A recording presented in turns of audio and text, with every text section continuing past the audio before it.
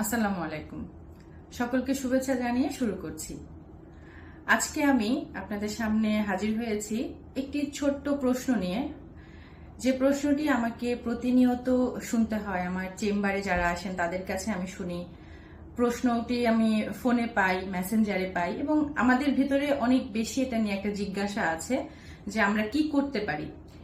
প্রশ্নটা হচ্ছে যে আমার যদি কোনো কন্যা সন্তান থাকে, একাধিক বা ততোধিক, 3জন 4জন 5জন যাই থাকুক না কেন, যদি কোনো পুত্র সন্তান না থাকে, আমরা জানি যদি একটি পুত্র সন্তান থাকে তাহলে সম্পত্তিটা কিভাবে ভাগ হবে মুসলিম শরিয়া আইন অনুযায়ী, রাষ্ট্রীয় আইন অনুযায়ী, এটা আমরা সকলেই জানি। আমার ছেলে সন্তান কিভাবে সম্পত্তি পাবে, ছেলের অর্ধেক কন্যা সন্তান পাবে, এটা আমরা সবাই জানি, ঠিক আছে। কিন্তু প্রশ্নটি রয়ে যায়, যখন আমার কোনো পুত্র সন্তান থাকে না, আমার দুটি কন্যা সন্তান আছে বা 3জন আছে, আমি সারা জীবন সঞ্চয় করে একটু বাড়ি করেছি, আমার কিছুটা সঞ্চয় আছে ব্যাংকে, আমি এই সম্পত্তিটা কি করে আমার কন্যাদেরকে দিতে পারি? কারণ আমি মারা যাওয়ার পরে আমার এই সম্পত্তিটা আমার কন্যা যেভাবে পাবেন, একজন কন্যা থাকলে যে ভাগে পাবেন, 2জন থাকলে সেটা 2/3 পাবেন, এভাবে আমার সম্পত্তিটা ভাগ হয়ে অবশিষ্ট সম্পত্তিটা কিন্তু আমার অবশিষ্টাংশ ভোগী যারা, তারা কিন্তু পেয়ে যাবে। এই ক্ষেত্রে যেটা হয়ে থাকেন, আমাদের কাছে বাবা মায়েরা অনেক অসহায় ভাবে জিজ্ঞেস করেন যে এই ক্ষেত্রে আমার সম্পত্তিটা আটকানোর কি কোনো উপায় আছে কিনা, আমি কি করতে পারি যাতে আমার সন্তান, আমার কন্যা সন্তান আমার মৃত্যুর পরে কোনো আইনগত জটিলতায় না পড়ে আমার সম্পত্তিটা ভোগ করতে পারেন। এই প্রশ্নটা এত বেশি পেয়ে থাকি, তো চিন্তা করলাম যে এটা নিয়ে আসলে একটা ছোট্ট ভিডিও, সচেতনতামূলক বলতে পারেন, যেটা একটু মানুষের উপকার হবে, এর জন্যই আজকে কথা বলা। এই ক্ষেত্রে আমরা যেটা করতে পারি একদম খুবই সহজ ভাষায় আমি বলে দিচ্ছি, কারণ বাকিটা আমরা দেখা যাবে চেম্বারে আইনজীবীরা এই ব্যাপারে ভালো পরামর্শ দিতে পারবেন।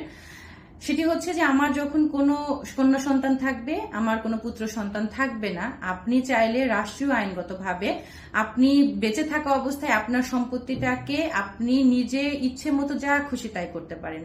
আপনার সম্পত্তি আপনি কাউকে দান করে দিতে পারেন, আপনি ওসিয়ত করে দিতে পারেন, আপনি সম্পত্তিটা বিক্রি করে দিতে পারেন, অর্থাৎ যে কোনো ভাবে ট্রান্সফার করতে পারেন। এই ক্ষেত্রে আপনি আপনার কন্যা সন্তানকে যদি সম্পত্তিটা দিতে চান, সবচেয়ে আইনগত দিক থেকে সবচেয়ে শক্তিশালী দিক হচ্ছে এটাকে আপনি হেবা বা দান করে দিতে পারেন। এই দান দলিলটি পরবর্তীতে কার্যকরী হবে, এবং আপনার যদি একজন কন্যা সন্তান থাকে, আপনি তাকে সম্পূর্ণ সম্পত্তি, আপনার স্থাবর অস্থাবর যা আছে, আপনি সম্পূর্ণ সম্পত্তিটাই তাকে হেবা করে দিতে পারেন, অর্থাৎ দান করে দিতে পারেন। এবং 2 বা ততোধিক থাকলে আপনার প্রত্যেকটা কন্যা সন্তানকে আপনি তাদের সম্মতির ভিত্তিতে আপনি তাদের ভিতরে সমানভাবে দান করে একটি দলিল করে দিতে পারেন। এখানে যে বিষয়টি সবচেয়ে বেশি গুরুত্বপূর্ণ সেটি হচ্ছে এই দানটি অবশ্যই আমার আইন অনুযায়ী, রাষ্ট্রীয় আইন অনুযায়ী দানগুলো হতে হবে। দানের যে 3টা ক্রাইটেরিয়া আছে সেই ক্রাইটেরিয়া অনুযায়ী হতে হবে, এবং এই দানের দলিলটি অবশ্যই রেজিস্ট্রিকৃত হতে হবে। রেজিস্ট্রিকৃত দলিল ছাড়া পরবর্তীতে এই দানটি আদালতে টিকবে না। এবং এই কারণে আপনি এই আপনার সম্পত্তিটাকে দান করে দিয়ে যাবেন যদি কেউ জীবদ্দশা সম্পত্তিটাকে সংরক্ষণ করতে চান। আরেকটা বিষয় হচ্ছে এই দানের ক্ষেত্রে আমরা যেটা বলি, দানের কিছু আবার ক্রাইটেরিয়া আছে। এর মধ্যে সবচেয়ে প্রচলিত যেটা এবং সবচেয়ে বেশি স্ট্রং যেটা আইনের দিক থেকে আমরা বলে থাকি, হেবাবিল এওয়াজ।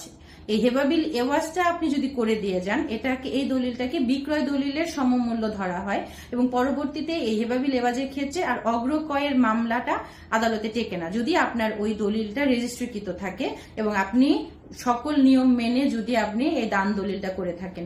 এই ক্ষেত্রে আপনার সম্পত্তিটা আপনার কন্যা সন্তানদের মধ্যে সংরক্ষিত থাকবে, আপনার মৃত্যুর পর তারা আর কোনো আইনগত জটিলতায় পড়বে না। এভাবে আপনি আপনার সম্পত্তিটি জীবদ্দশায় যে কোনো ভাবে এই সম্পত্তিটা দান করে দিতে পারেন। হেবাবিল এওয়াজ ছাড়াও আপনি যদি সম্পত্তিটা দান করে দেন, সেই ক্ষেত্রেও রেজিস্ট্রিকৃত যদি থাকে দলিলটা, সেই ক্ষেত্রেও কিন্তু আপনার কন্যা সন্তান নিশ্চিন্তে আপনার সম্পত্তি ভোগ করতে পারবেন।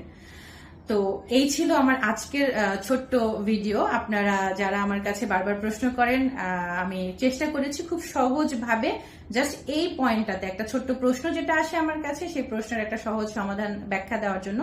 পরবর্তীতে অবশ্যই আপনাকে এই যে কোনো আইনগত পদক্ষেপের জন্য আইনজীবীর কাছেই যেতে হবে, তার কাছ থেকে বিস্তারিত পরামর্শ নিতে হবে।